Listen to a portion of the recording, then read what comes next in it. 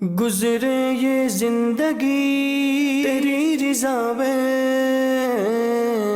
گزرے یہ زندگی تیری رضا میں،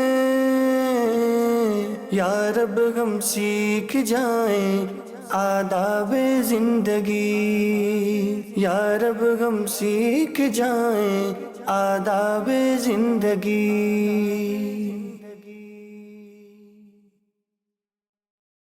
الحمدللہ رب العالمین، الصلاۃ والسلام علی سید الانبیاء والمرسلین، اما بعد فاعوذ باللہ من الشیطان الرجیم، بسم اللہ الرحمن الرحیم۔ الصلاۃ والسلام علیک یا رسول اللہ وعلی آلک واصحابک یا حبیب اللہ، الصلاۃ والسلام علیک یا نبی اللہ وعلی آلک واصحابک یا نور اللہ۔ آقا نامدار، مدینے کے تاجدار، اللہ کے آخری نبی محمد عربی صلی اللہ تعالی علیہ وآلہ وسلم کا فرمان دل نشین ہے، درود پاک پڑھنے والے کی درود کی انتہا عرش سے نیچے نہیں ہوتی، اور جب وہ درود پاک میرے پاس سے گزرتا ہے تو اللہ تعالیٰ فرماتا ہے، اے فرشتو، اس درود بھیجنے والے پر اسی طرح درود پاک بھیجو جس طرح اس نے میرے نبی محمد صلی اللہ تعالی علیہ وآلہ وسلم پر درود بھیجا ہے۔ صلو علی الحبیب صلی اللہ تعالی علی محمد صلی اللہ تعالی علیہ وسلم، صلاۃ و سلام علیک یا سیدی یا رسول اللہ۔ درود پاک پڑھنے سے اللہ تعالیٰ کی رحمتیں ملتی ہیں، بگڑے کام بن جاتے ہیں، رزق میں برکت ہوتی ہے، اور کیا خوب بات لکھی ہے مفتی احمد یار خان نعیمی رحمت اللہ تعالی علیہ نے کہ درود پاک پڑھنے کی برکت سے انسان کو مالک جنت جناب محمد مصطفیٰ صلی اللہ تعالی علیہ وآلہ وسلم کا قرب نصیب ہوگا۔ اللہ تبارک و تعالی ہم سب کو نبی کریم صلی اللہ علیہ وسلم کی مبارک ذات پر کثرت کے ساتھ درود پاک پڑھنے کی توفیق عطا فرمائے، اور درود و سلام پڑھنے کی برکتیں بھی اللہ کریم ہم سب کو عطا فرمائے، آمین بجاہ النبی الامین صلی اللہ تعالی علیہ وسلم۔ اعلی حضرت امام اہل سنت کیا خوب بات لکھتے ہیں، فرماتے ہیں، مصطفیٰ جانے رحمت پہ لاکھوں سلام، شمع بز میں ہدایت پہ لاکھوں سلام۔ اور اہل بیت طہار کا ذکر کیسے پیارے انداز میں کرتے ہیں، فرماتے ہیں، پارا صحف غنچہ قدس اہل بیت نبوت پہ لاکھوں سلام۔ اللہ تبارک و تعالی ہمیں بھی ذکر رسول کریم صلی اللہ علیہ وسلم کرنے، ذکر صحابہ کرام علیہ مردوان کرتے رہنے، اور ذکر اہل بیت طہار ادب کے ساتھ، احترام کے ساتھ کرتے رہنے کی توفیق عطا فرمائے، اور اللہ تبارک و تعالی ہمیں صحابہ کرام علیہ مردوان اور اہل بیت طہار کا فیضان بھی نصیب فرمائے۔ یکم محرم الحرام یہ اسلامی سال کا پہلا دن ہے، تو ان دنوں کو ایک خاص نسبت ہے امیر المؤمنین جناب سیدنا فاروق اعظم رضی اللہ تعالی عنہ سے۔ آپ کی اگر ذات کو دیکھا جائے، آپ کے سٹیٹس کو دیکھا جائے، آپ کے مقام کو دیکھا جائے، آپ کے مرتبے کو دیکھا جائے، تو کیا ہی خوبصورت آپ کا مقام ہے کہ نبی کریم صلی اللہ علیہ وسلم نے آپ کے بارے میں ارشاد فرمایا کہ اللہ تعالیٰ نے حق عمر کی زبان پر جاری فرما دیا ہے۔ یہ آپ کا ایک مقام ہے، مرتبہ ہے۔ لیکن اس کے ساتھ ساتھ آپ کی اگر مبارک عادات کو دیکھا جائے، آپ کے زندگی گزارنے کے انداز کو دیکھا جائے، تو ہمیں ایک بات بڑی ڈومینیٹ کرتی ہوئی اور بڑے واضح طریقے سے ہمارے سامنے آتی ہے، اور وہ یہ ہے مدنی چینل کے ناظرین کہ حضرت سیدنا فاروق اعظم رضی اللہ تعالی عنہ کے انداز میں، آپ کی عادات میں اناد حق ظاہر ہو جانے کے بعد، صحیح بات پتہ لگ جانے کے باوجود اپنی رائے کو ہی جو ہے وہ سامنے رکھنا اور اسی کو دیکھتے رہنا، ایسا ہی آپ کی زندگی میں نہیں تھا، بلکہ اگر کسی مسئلے میں آپ کے سامنے حق ظاہر ہو گیا تو آپ نے اس کو اختیار فرمایا اور اس دوسرے شخص کی بات کو پھر آپ نے پریفر کیا، اپنی بات کو آپ نے پیچھے رکھا. یہ ہمیں آپ کی زندگی میں یہ باتیں بڑے واضح انداز سے ملتی ہیں.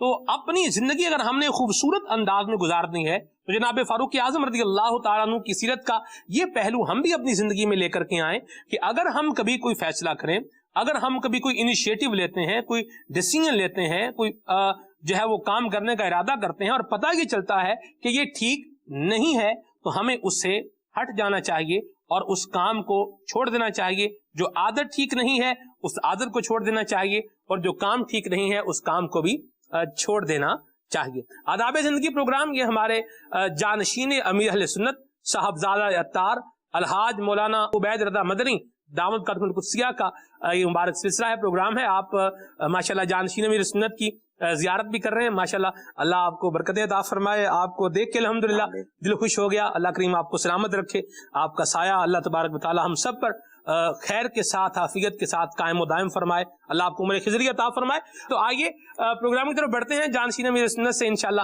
ہم کوسچن آنسر بھی کریں گے. آپ کی کالز کو اور آپ کے میسیجز کو بھی انشاءاللہ ہم اپنے پروگرام کا حصہ بنائیں گے. جانشین امیر سنت سے بات کرتے ہیں. میں حضور یہ بات کر رہا تھا کہ زندگی اگر اچھے طریقے سے گزارنی ہے تو جو بری عادات ہیں ان کو بھی ہمیں چھوڑنا ہوگا، اور جو برے کام ہیں ان کو بھی ہمیں چھوڑنا ہوگا، اور اگر مزاج برا ہے تو اس مزاج کو بھی چھوڑنا ہوگا. کیا فرماتے ہیں آپ؟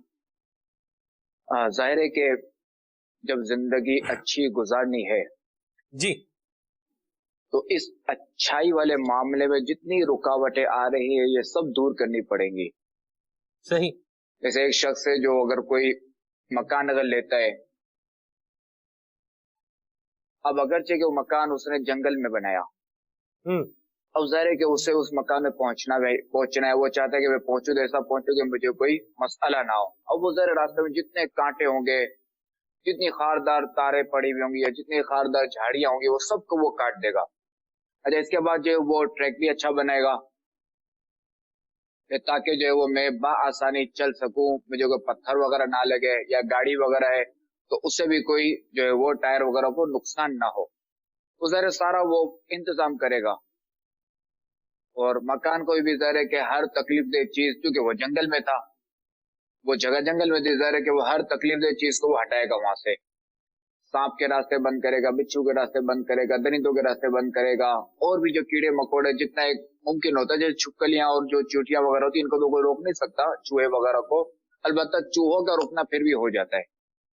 تو ظاہر ہے کہ اچھی زندگی گزارنے کے لیے دنیاوی طور پہ جو نا بندہ پوری کوششیں کرے گا. تو ہم اگر چاہتے ہیں کہ ہمیں اگر اچھی زندگی گزارنی ہے تو ہمارے معاملے میں، اچھی زندگی کے معاملے میں، اچھی زندگی گزارنے کے لیے جتنی رکاوٹیں وہ سب دور کرنی پڑے گی، جتنی بری عادات ہے وہ سب چھوڑنی پڑے گی، برے دوستوں کو چھوڑنا پڑے گا، بری صحبت جو ہے وہ چھوڑنی پڑے گی، اور بری جگہوں سے بچنا پڑے گا. مرحبا. پھر آپ دیکھیں گے آپ کی زندگی کیسے زبردست گزرتی ہے، کیسے اچھی گزرے گی. ماشاءاللہ. پروٹیکشن اپنا کرنا پڑے گا. جو آپ کو چیز نقصان دے سکتی ہے اس سے ظاہر سی بات ہے اپنے آپ کو پروٹیکٹ کرنا پڑے گا.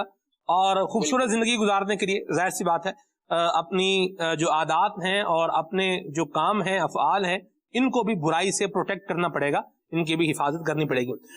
کچھ لوگوں کی حضور یہ عادت ہوتی ہے کہ کسی نہ کسی سے کوئی نہ کوئی چیز جو ہے وہ مانگتے رہتے ہیں، سوال کرتے رہتے ہیں. کبھی کسی کی گاڑی مانگ لیں گے، کبھی کسی کا موٹر سائیکل مانگ لیں گے، کبھی کیا مانگ لیں گے، کبھی کیا مانگ لیں گے.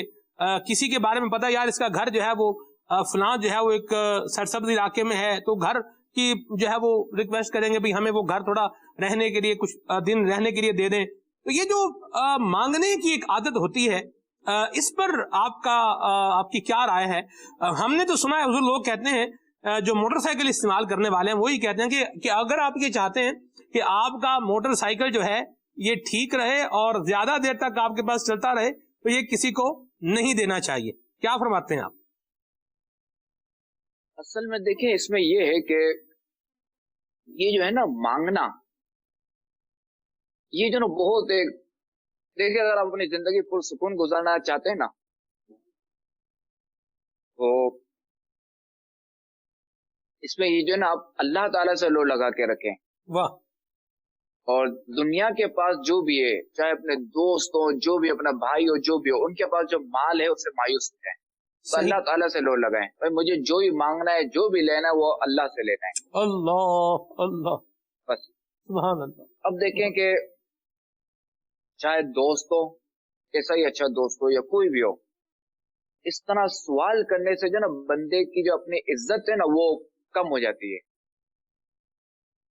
پہلی بار اگر کوئی مانگتا ہے تو دے دے گا، دوسری بار مانگے گا تو تھوڑا اس کو دے دے گا، پھر بھی تیسری بار بھی دے ہی دے گا، مگر کہ وہ آہستہ آہستہ آہستہ جو نا وہ جو بندہ ہے سامنے والا جو ہے وہ جس سے مانگا جا رہا ہے اس کے دل میں جو ہے نا مانگنے والے کی عزت جو ہے نا وہ کم ہوتی رہتی ہے، اور یہ معاشرے میں دیکھا جاتا ہے۔ پھر کیا ہوتا ہے، بعض اوقات جو ہے نا دوستی بھی ختم ہو جاتی ہے، اور جو مانگنے والا ہوتا ہے لوگ جو ہے نا وہ اس کا فون بھی ریسیو نہیں کرتے، ایسی بات، اگر وہ کہیں آ جائے دعوت میں ہو تو اس سے بھی جو ہے نا بندہ پھر کتراتا ہے، کہیں یار یہ سامنے نہ جائے کہ پتہ نہیں اب سے کیا سوال کیا کر لیں مانگ گے، لے گا۔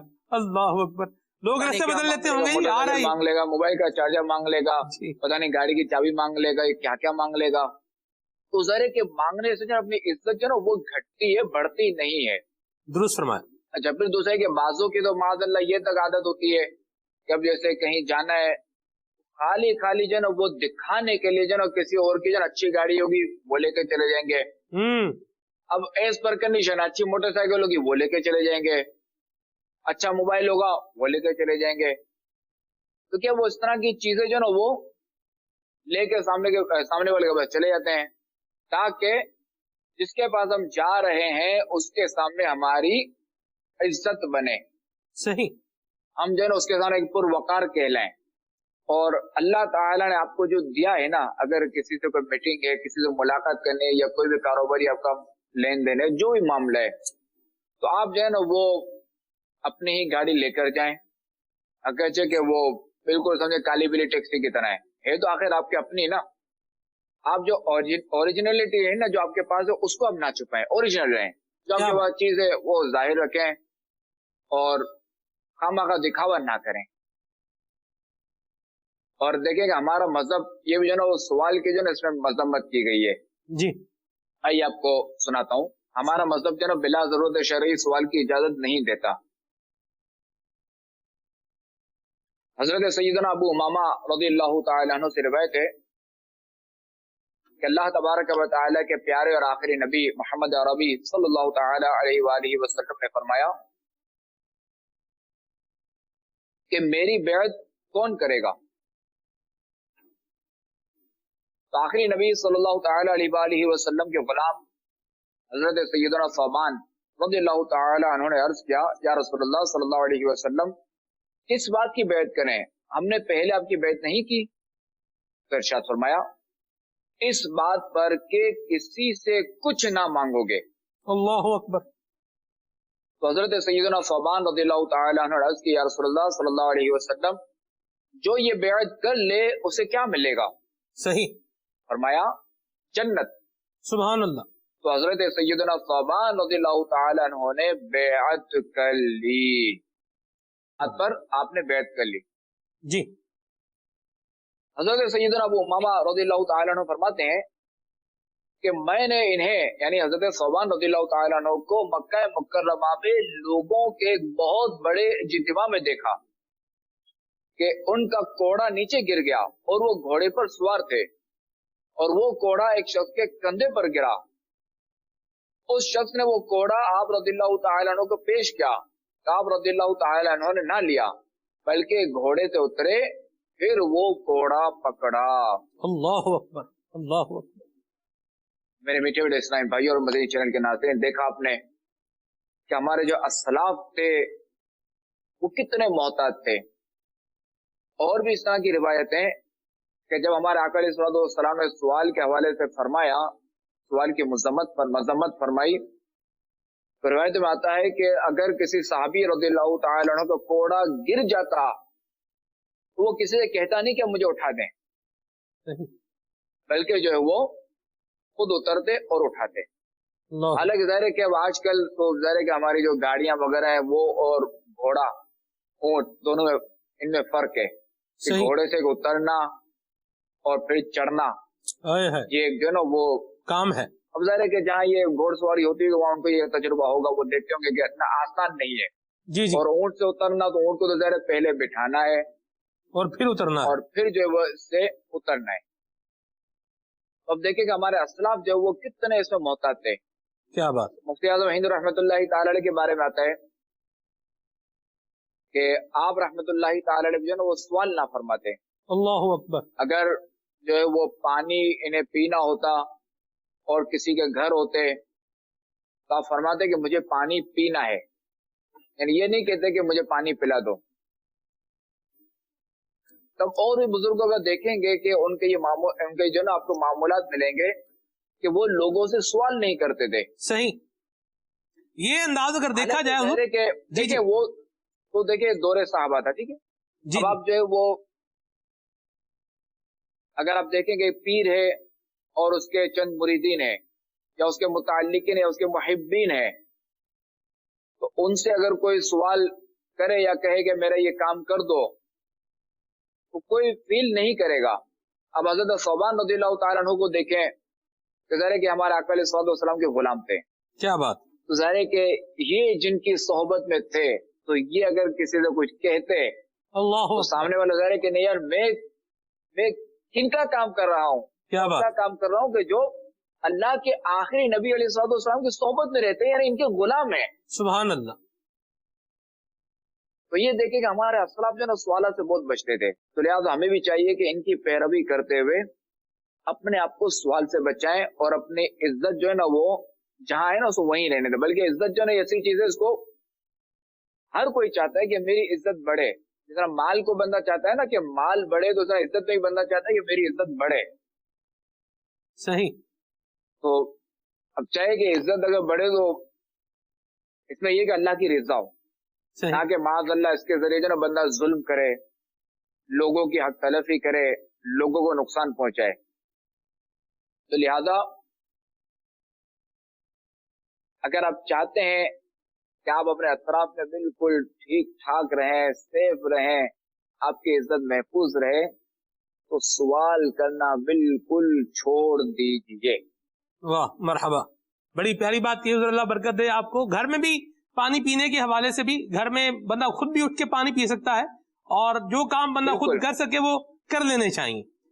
یہ بھی ہو گیا. یہاں سلمان بھائی میں یہ عرض کروں گا, گھر میں جو ہے نا یہ مختلف صورتیں, انما الاعمال بالنیات. ٹھیک. اب جیسے بچیاں ہیں جن کے گھروں میں, صحیح, اب بچیاں جب بڑی ہو جائے نا, جی, تو اب جو ہے ان سے باپ کو چاہیے کہ سوال کرے, ان سے کام لے, ان سے کہے پانی پلا دو, کھانا دے دو, دستر لگا دو. ٹھیک ہے, اب یہاں ان کی تربیت کرنی ہے. صحیح. البتہ بندہ یہاں یہ غور کر لے کہ یہ جو یہاں یہ بچے کو کہہ رہا ہے وہ سستی کی وجہ سے کہہ رہا ہے یا ان کی تربیت کے لیے کہہ رہا ہے. اللہ اکبر. اگر تربیت کے لیے کہہ رہا ہے تو مرحبا, ماشاء اللہ کے لیے کر رہا ہے تو اپنے نفس کو مارے اور خود لے لے اس وقت. مدینہ مدینہ, اللہ برکت دے آپ کو. اللہ کی رضا کے لیے. جی درست فرمایا. یہاں ایک اور بھی آپ نے نیت کی بات کی, تو میں یہاں ایک اور بھی چاہ رہا ہوں اس بات کو بھی آپ ایڈریس کر لیں. مجھے کسی نے کہا کہ بچوں کی ماں کو جو ہے وہ پانی کا کہنا چاہیے تاکہ وہ پانی پلائے, اور دیکھیں پانی پلانا کار ثواب ہے, وہ پانی پلائے گی تو کار ثواب ہے, تو گناہ معاف ہوں گے. حدیث پاک میں بھی روایت کا مضمون اس طرح کا ملتا ہے, پانی پلانے پر گناہوں کی بخشش کا ذکر ہے اس طرح حدیث مبارکہ کے اندر. تو بھئی آپ کسی یوں کہہ کے بھی مجھے پانی پلائیں, تو یہ آپ ایک نیکی کا موقع جو ہے وہ دے رہے ہیں کسی کو, اس پر آپ کیا کہیں گے؟ تو ٹھیک ہے, اگر آپ نیکی کا موقع دے رہے ہیں تو آپ خود بھی پلا دیا کریں پانی اپنے زوجہ کو, کہ جس کو آپ خود موقع دے رہے ہیں تو خود بھی تو وہ نیکی کمائیں, نیکی کرنی چاہیے.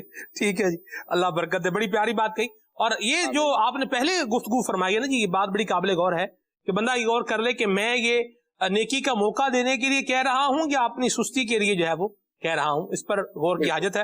اللہ آپ کو برکت عطا فرمائے. مجھے حضور یہ بتائیں کہ معاشرے میں ہم مختلف افراد کے ساتھ رہتے ہیں, تو اس صورتحال میں, اس سینیریو میں مسلمانوں کو سلام کرنا, اس کو آپ کہاں ریٹ کرتے ہیں, اس کی اہمیت آپ کیسی سمجھتے ہیں؟ اچھا دیکھیں کہ امیر علیہ سنت نے جو ہے نا وہ ہمیں مدنی انعامات 72 مدنی انعامات دیے ہیں. جی تو ایک تو یہ کہ یہ جو ہے نا سوال کے حوالے سے جو ہمارا جو اتنا کلام چلا میں اس کو بھول گیا، اس کو تھا میرے ذہن میں. تو ان 72 مدنی انعامات میں ایک مدنی انعام سوال سے بچنے والا بھی ہے، اور ایک مدنی انعام جو ہے نا وہ مسلمانوں کو سلام کرنے کے حوالے سے بھی ہے. تو ہمیں چاہیے کہ جہاں تک سلام کی بات ہے تو سلام جو ہے نا ہمیں عام کرنا چاہیے، اور چونکہ سلام کرنے کے جو ہے نا وہ بے شمار فضائل و برکات ہیں. ایک اس میں جو سب سے جو بڑی فضیلت ہے، جو سب سے بڑی برکت ہے، وہ یہ ہے کہ سلام کرنے والا تکبر سے بری ہے. اب جو کہ جس نے سلام میں پہل کر لی تو تکبر نہ رہا. حضرت سیدنا عبداللہ بن عمر رضی اللہ تعالیٰ عنہ سے روایت ہے کہ رسول اللہ صلی اللہ تعالیٰ علیہ وآلہ وسلم نے فرمایا کہ رحمان کی عبادت کرو اور سلام کو عام کرو. رحمان کی عبادت کرو اور سلام کو عام کرو. واہ. اور کھانا کھلاؤ، جنت میں داخل ہو جاؤ گے. اللہ اللہ سبحان اللہ. سلام عام کریں، محبتیں عام کریں. سبحان اللہ. مرحبا. ہمارے پاس کالز بھی ہیں، میسیجز بھی ہیں. پہلے میسج پھر کالز. یہ حضور یہ پوچھ رہے ہیں کہ سفارش سے نوکری پہ لگنا کیا یہ بھی غلط کام ہے؟ کیا کہتے ہیں اس بارے میں آپ؟ اب دیکھیں کہ اگر یہ نااہل ہے، یہ عموماً ہوتا ہے سرکاری نوکریوں پہ، اگر یہ شخص نااہل ہے، اس نوکری کا اہل نہیں ہے، اور اب اگر ظاہر ہے کہ اس نے سفارش لگوائی تو یہ غلط ہے. ٹھیک. سفارش کرنے والا بھی غلطی کر رہا ہے جب اسے پتا ہے کہ یہ بندہ نااہل ہے، اور یہ جو خود جو نوکری پہ جا رہا ہے ادھر، جو کہ اس کو خود کو پتا ہے کہ میں اہل نہیں ہوں، ٹھیک ہے. یہ بھی غلط کر رہا ہے. یہ تو ایک بات ہوگی حضور. دوسری بات اچھا ٹھیک ہے، اب اگر اہل ہے، جی جی جی درست اہل ہے جی، اور اب اگر سفارش کروا رہا ہے تو کوئی حرج نہیں ہے. نہیں، اس میں حضور بعض اوقات ایسا ہوتا ہے کہ مگر اس وقت جبکہ کسی کا حق مارا نہ جا رہا ہو، مدینہ میں کہ ایک جو ہے نا وہ اس سے پہلے کسی کا نمبر لگا ہوا ہو، صحیح، سفارش لگوا کے جو ہے نا وہ اس کو پیچھے کر رہا ہو، تو یہ غلط ہے. چونکہ اس کی باری ہے، اس کا نمبر ہے، تو ظاہر حق اسی کا ہے کہ وہ پہلے جائے. صحیح. اسی طرح بعض افراد رکاوٹ نہیں ہے، کوئی معنی شرعی نہیں ہے، تو پھر سفارش لگانے میں کوئی حرج نہیں ہے. درست فرمایا. بڑی بڑی واضح بات کر دی آپ نے کہ کوئی شرعی اگر اس میں خرابی نہیں ہے تو سفارش کرنے میں کوئی حرج بہرحال نہیں ہے. اچھی سفارش کر دینا چاہیے بلکہ حضور کسی کی، کہ یہ بھی ایک اچھا کام ہے، مدد کرنا کسی کا، لیکن یہ کسی کا خون، کسی کے حق کا خون اس میں یہ نہیں ہونا چاہیے. بعض کا حضور ایسا ہوتا ہے کہ لوگ میرٹ پر پورے نہیں اترتے، یعنی اہل تو ہوتا ہے، یعنی بعض حضور ایسے جو ہے وہ پوسٹیں ہوتی ہیں کہ ان کے لیے مخصوص کوالیفیکیشن اور اس مخصوص کوالیفیکیشن کی بھی ایک اسپیشل اس کا رینک چاہیے ہوتا ہے کہ بھی اتنے پرسنٹ نمبر ہوں گے یا اس کا یہ گریڈ ہوگا تو ہی بندہ اس کو ڈیزرو کر پائے گا. تو اس کا بھی جو ہے وہ ظاہر سی بات ہے، جو اس کی رولز اینڈ ریگولیشنز ہیں اس کو فالو کرنا چاہیے، ورنہ پھر یہ غلط سمت میں چلا جائے گا. اہل میں اصل میں سب کچھ آ گیا. صحیح، اہل میں سب کچھ آ گیا. ٹھیک ہے ٹھیک ہے. آگے بڑھتے ہیں، کال شامل کرتے ہیں. چند افراد قرآن خوانی کے لیے جمع ہوں اور سب بلند آواز سے تلاوت کریں تو یہ عرج والی بات تو نہیں؟ جواب عنایت فرمائیں. جی، اصل میں اس میں یہ ہے کہ چند افراد اگر مل کر اگر تلاوت کریں اور آواز اگر ایک دوسرے کی اگر ٹکراتی ہو تو اس طرح جو ہے نا وہ جو ہے وہ تلاوت کرنے کی اجازت نہیں ہے، یہ ناجائز ہے. ہاں البتہ تلاوت قرآن اس طرح کی جا رہی ہے کہ جو بھی تلاوت کر رہا ہے اس کا ایک سننے والا ہے، اور یوں فاصلہ ہے کہ جو دوسرا جو تلاوت کر رہا ہے وہاں تک آواز نہیں جا رہی، وہ ڈسٹرب نہیں ہو رہا، تو اب جو کوئی حرج نہیں. ٹھیک ہے جی. اگلی کال. عصر کی نماز پڑھتے ہوئے اگر سورج غروب ہو جائے تو نماز ہو جائے گی؟ عصر کی نماز مغرب کا وقت شروع ہونے سے پہلے یعنی عصر کی نماز کا وقت ختم ہونے سے پہلے اور مغرب کا وقت شروع ہونے سے پہلے یوں سمجھے عصر کی نماز کا وقت ختم ہوا تو مغرب کا شروع ہو گیا، مغرب کا شروع ہوا تو عصر کا ختم ہو گیا.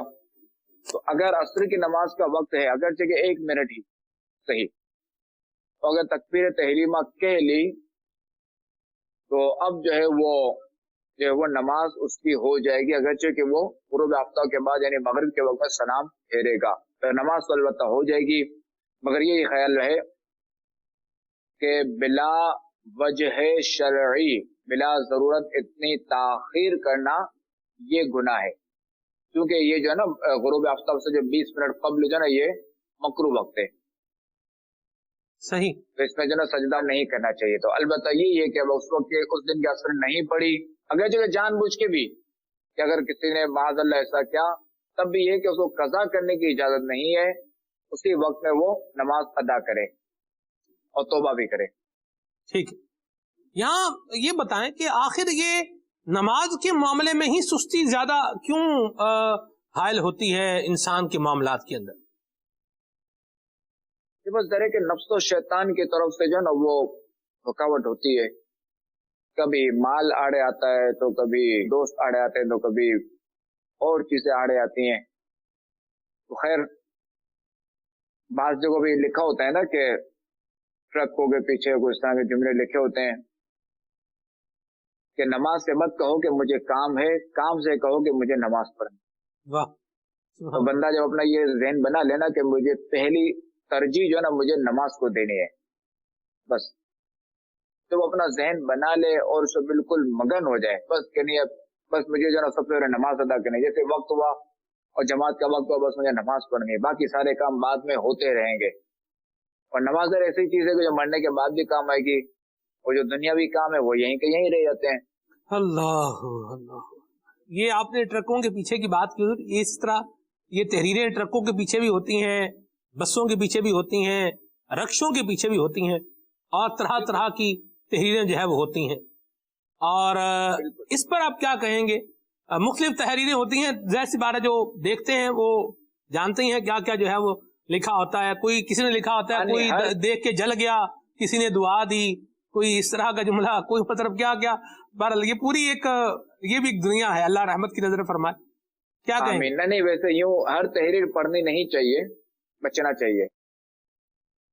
اور اب تو جو میں دیکھ رہا ہوں نا، اب ایسی تحریریں بدقسمتی سے نظر کم آتی ہیں. اب جو بندہ گاڑی چلا رہا ہوتا ہے نا اس کی نظر پڑتی ہے سامنے. ہاں جی. تو اب جو ہے نا وہ نماز والی، عبادت والی، یہ تحریریں اب کم ہوتی جا رہی ہیں. اللہ پاک رحمت فرمائے. اور مجھے تحریریں یاد آ رہی ہیں، لیکن آپ کو مشورہ دیں گے کہ دیکھیں لکھوانا ہوتا ہے، کچھ نہ کچھ تو لکھوائیں گے. ٹریکٹر ٹرالی کے پیچھے بھی جو ہے وہ لکھا ہوتا ہے، مختلف پنجاب دیہات میں ظاہر سی بات ہے ٹریکٹر ٹرالی یہ ایک بڑی اہم جو ہے وہ چیز ہے، نیڈ ہے، ضرورت بھی ہے. تو اس کے پیچھے بھی لوگوں نے جو ہے وہ جملے لکھوائے ہوتے ہیں، بھی ہارن دو، راستہ لو، اور پتہ نہیں کیا کیا. تو اگر یہ کچھ لکھوانا ہی ہے تو کیا لکھوانا چاہیے؟ آپ کچھ مشورہ دیں گے؟ میں نے ایک ڈمپر کے پیچھے جو ہے وہ تحریر لکھی ہوئی دیکھی ہے، مدنی چینل دیکھتے رہیے، یہ بھی اس طرح کے لکھا ہوا دیکھا ہے میں نے. دیکھیں تحریر جو ہے نا وہ گاڑیوں کے پیچھے تحریر ہے تو یہ کہ ایسی اور مختصر ہو اور جامع ہو.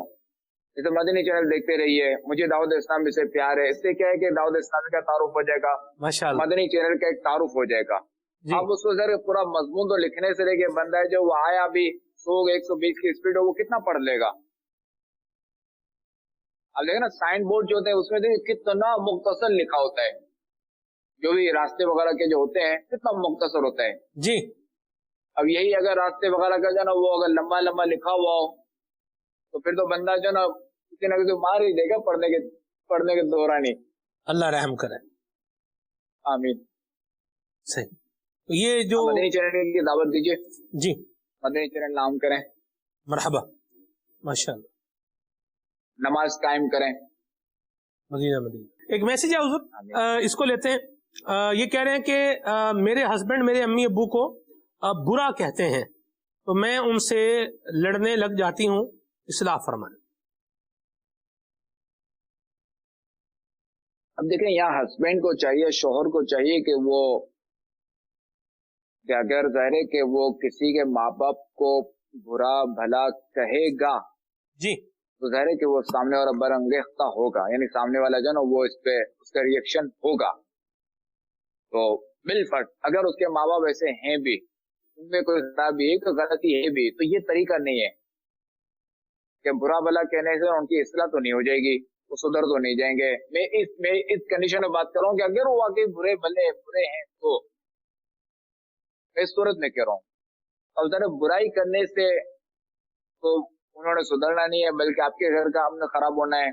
پھر دوسرا ہے کہ آپ نے بلا وجہ شرعیہ کا برائی کی ہے, ظاہر ہے کہ وہ اگر کوئی ضرورت نہیں تو ذرا غیبت کے گناہ میں مبتلا ہوں گے. توبہ. اب بھی بالفرض اگر شوہر اگر نہیں مانتا, شوہر اس طرح کی حرکتوں سے باز نہیں آتا, تو عورت کو چاہیے کہ وہ صبر کرے اور اس کے لیے دعا کرے. واہ.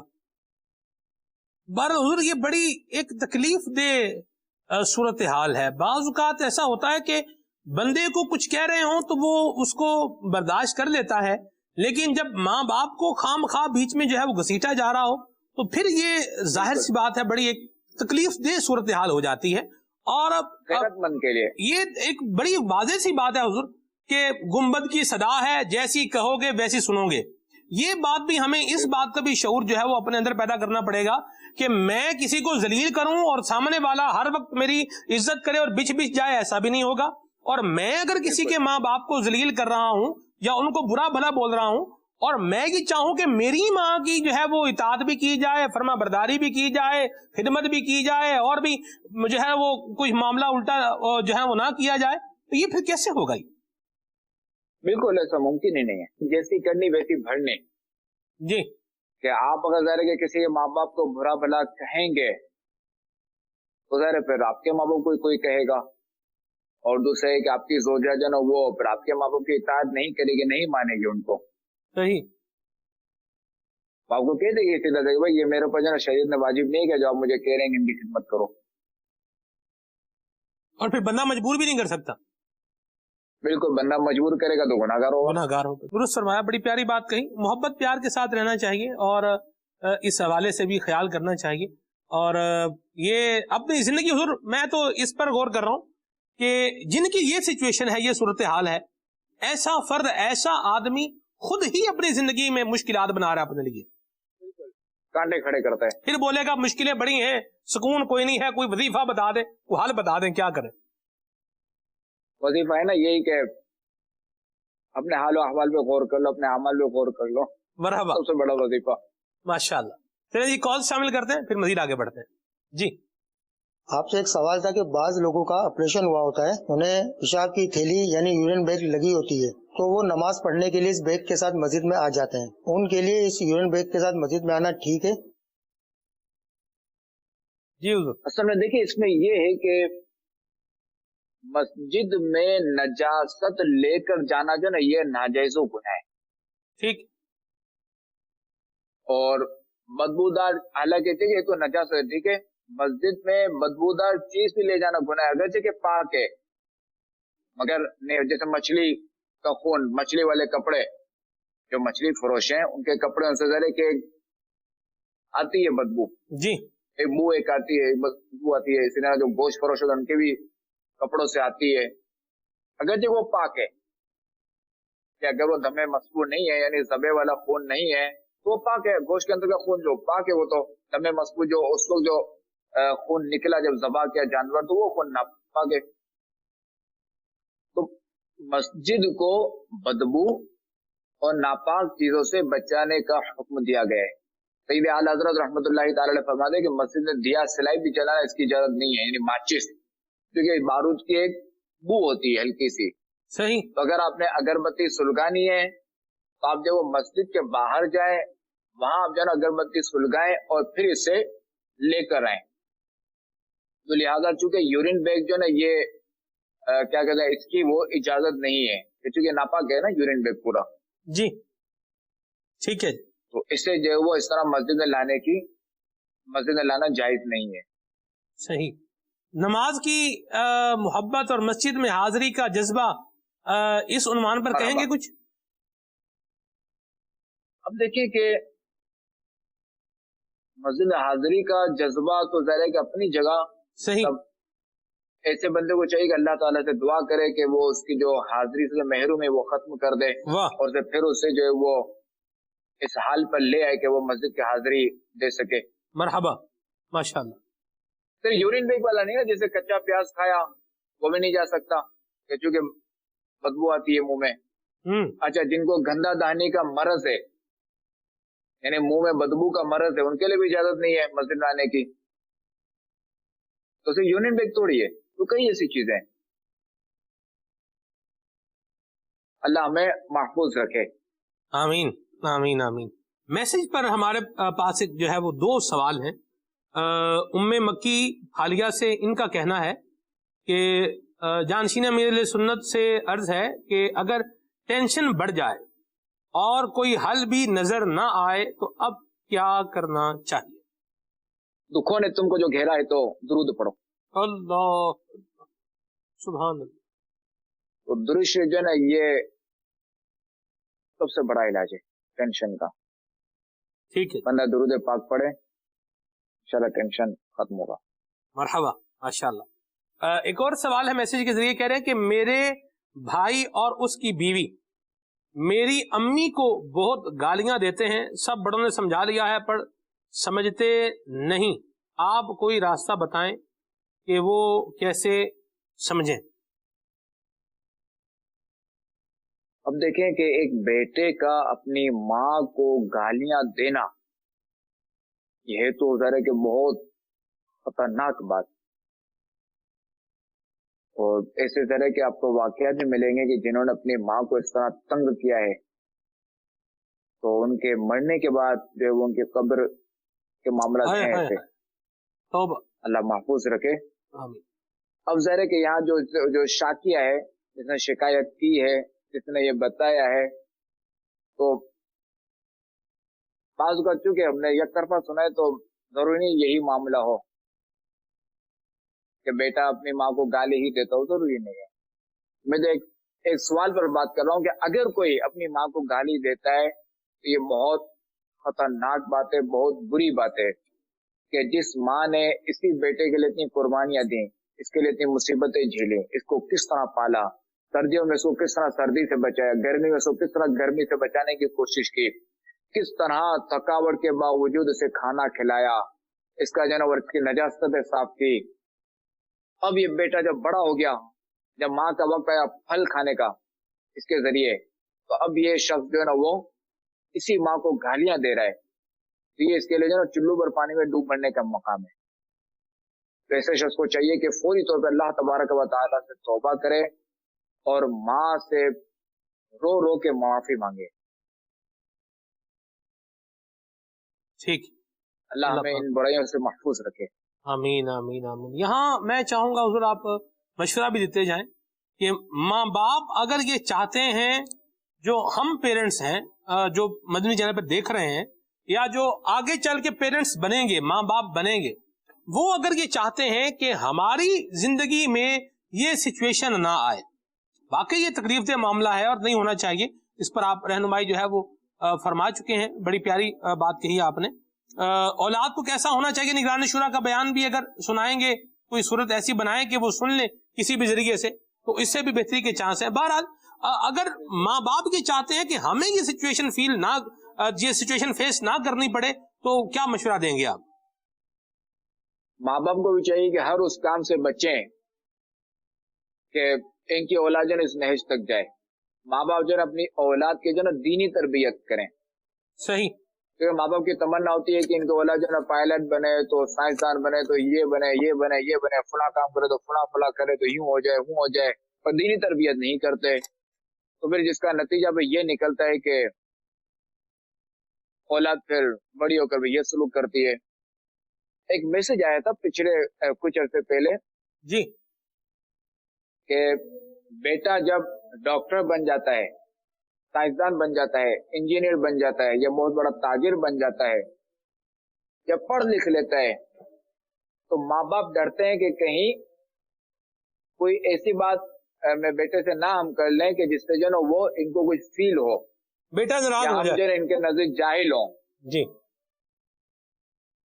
ठीक है, एक तो ये सूरत है, जी, एक तो ये सूरत है जी। बेटा अगर आलिम बन जाए, दीनी तरबियत हासिल कर ले, तो यहाँ क्या है कि बेटा माँ बाप से जिस तरीके से बात करता है वो ये सोच समझ के करता है कि कहीं कोई ऐसी बात ना कर लूं जिससे इनका दिल टूट जाए, इनकी दिल आजारी हो, और मैं कहीं अजाब में ना मुब्तला हो जाऊं, मैं अल्लाह की नाफरमानी में कहीं मुब्तला ना हो जाऊं। तो ये है दीनी और दुनियावी तरबियत में फर्क।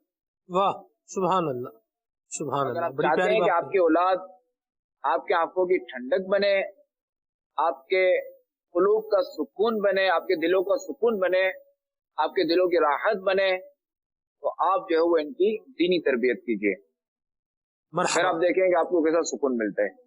माशाअल्लाह। मदनी चैनल के नाज़रीन, जानशीन में सुन्नत का ये इस सवाल पर आपने जवाब भी समात फरमाया। और निगरान शुरा का मैं सजेस्ट करूंगा कि निगरान शुरा के दो बयानात हैं बड़े जबरदस्त। वालिदैन को कैसा होना चाहिए, औलाद को कैसा होना चाहिए। जो औलाद है वो ये बयान सुन ले औलाद को कैसा होना चाहिए, और जो वालिदैन हैं उनको ये बयान जरूर सुनना चाहिए कि वालिदैन को भी कैसा होना चाहिए। अल्लाह तबारक व तआला हम सब की हाल पर अपनी रहमत फरमाए, अपने सजेशन से, अपने फीडबैक से हमें आगाह भी करते रहें। मदनी चैनल देखते रहें। सल्लु अलल हबीब सल्लल्लाहु तआला अला मुहम्मद। गुजरे ये जिंदगी तेरी रिज़ा में, गुजरे ये जिंदगी तेरी रिज़ा में, या रब हम सीख जाएं आदाब जिंदगी, या रब हम सीख जाएं आदाब जिंदगी।